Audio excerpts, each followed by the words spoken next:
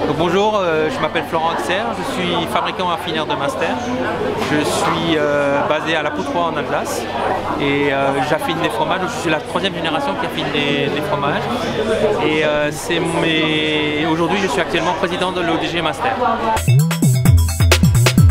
Aujourd'hui, nous fêtons les 50 ans de l'AOP Master. Donc pour faire un bon master, il faut déjà du lait de vache. Du lait de vache, donc on a de la Vosgienne, de la Montbéliarde, de la Simmental et de la Pinot. Ensuite, ce lait, on va le transformer. Donc pour le transformer, on va mettre de la présure dans le lait et ce lait va cailler. On va le mettre en moule. On va retourner ces moules et ensuite on va saler le fromage. Une fois que le fromage est salé, on va le mettre dans une cave pour le ressuyer et ensuite après on va l'affiner. Donc en fonction des tailles du fromage, un petit master doit être affiné au minimum 14 jours et un grand master doit être affiné au minimum 21 jours. Et une fois après cet affinage, le master est commercialisé, on peut le commercialiser. En fait, le master est reconnaissable à sa couleur rouge-orangé. En fait, il a toujours il tire du jaune vers le rouge. Le master est aussi reconnaissable, il doit avoir un peu un creux crayeux, c'est un fromage qui est lactique. Il est aussi reconnaissable à son odeur, subtile, mais son goût n'est beaucoup moins prononcé que son odeur, donc il faut absolument le goûter. Comme beaucoup de fromages, l'idéal c'est de conserver les fromages ou dans le bac à légumes parce qu'il y a une certaine humidité. Alors pour le petit conseil qu'on peut donner, c'est le master, on peut le mettre dans une boîte tupperware pour qu'il ne sente pas trop. Le master se déguste bien sûr avec un vin.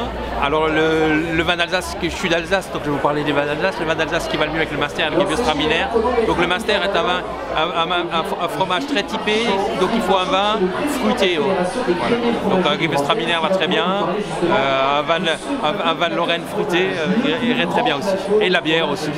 D'abord de remettre en phase tous les acteurs de la filière, puisque sur le plateau, vous allez avoir quand même plus de 300 masters différents qui sont issus de producteurs laitiers, de producteurs fermiers, c'est la première fois que ça se fait.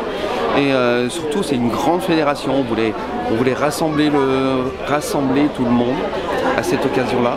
Et surtout, arriver à allier à la fois le terroir vosgien, notre terroir alsacien, vosgien, enfin tout ce massif sur ce plateau. À cette occasion, donc vous avez tous les éléments, que ce soit les couleurs, que ce soit le bois, bien entendu, le sapin, qui est symbole des Vosges. Et donc nous avons réussi à faire ceci et nous en sommes très heureux d'ailleurs. En développé, il y a 40 mètres linéaires, donc ce qui est relativement important. Alors bien sûr, c'est pas le plateau de fromage, le plus grand plateau de fromage du monde que nous avions fait il y a 2 ans, puisque là c'est très spécifique.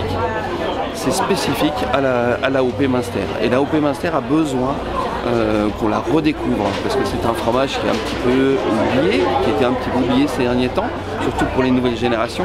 Alors en fait c'est un fromage qui a énormément de saveurs, qui a énormément d'histoire, et nous voulons redévelopper cette filière tout simplement.